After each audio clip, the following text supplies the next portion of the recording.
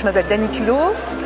Je suis vraiment une adepte d'alimentation vivante, je dirais, depuis enfant, puisque ma grand-mère avait un magnifique potager dans lequel je courais, je passais beaucoup de temps.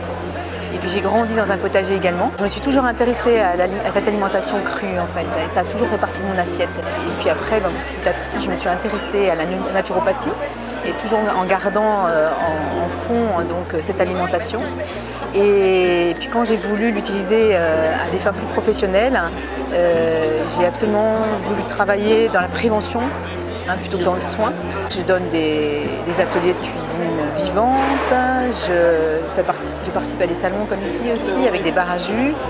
Je vais aux États-Unis tous les ans où j'accompagne des personnes, j'organise des voyages au centre Hippocrate en Floride. J'ai écrit un livre, donc Croque la vie, qui est une méthode de santé avec également un livre de recettes à l'intérieur, 227 recettes crues, et puis une méthode de santé qui est mon chemin, en fait, mon expérience à travers la naturopathie et l'alimentation vivante.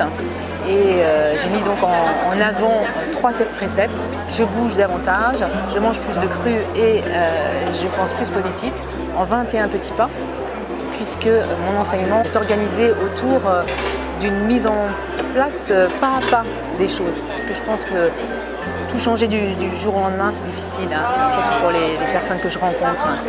Donc, a priori, une méthode qui plaît beaucoup, un livre qui plaît beaucoup.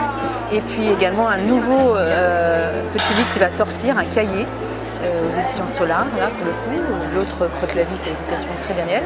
Et donc là, ce sera Green Detox pour enseigner, montrer aux personnes comment faire les smoothies, les green smoothies et les jus de légumes, auxquels je crois de manière très puissante. Quand vous allez cueillir des légumes directement dans le potager, ou bien vous les achetez au magasin, mais enfin en tout cas ils ne sont pas transformés, ils sont crus, ils sont vivants, on va dire, c'est le terme quand même qu'on utilise beaucoup aujourd'hui, vivants, donc ils possèdent tous les nutriments, et ces nutriments n'ont pas été transformés, soit par la cuisson, soit par la congélation par exemple, ou la mise en conserve.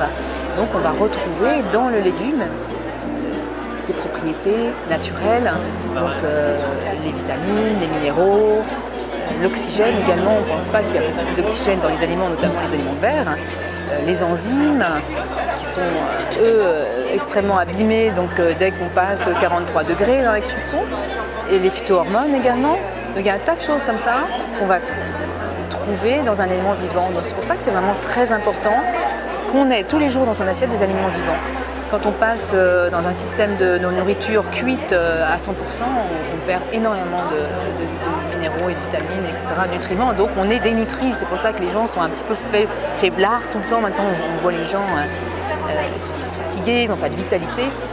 La nourriture est vraiment trop cuite, trop transformée. Il faut l'ensemble des nutriments que la nature a mis en place pour qu'on vive. Et par exemple, quand on regarde la table de Mendeleïev, ce sont les 112, je crois que ce sont 112 éléments qu'il y a là pour qu'on retrouve dans la nature entière. Et nous, notre corps, il est fait de cellules, on est un amas de cellules. Et ces cellules, elles fonctionnent avec soit des minéraux, des vitamines, des oligo-éléments, des phytohormones, de l'oxygène également. Il en faut absolument pour que cette cellule fonctionne. Je ne vais pas non plus déjà, d'une part, conseiller de s'alimenter exclusivement crudivore à une personne. Je vais déjà lui conseiller de commencer petit à petit.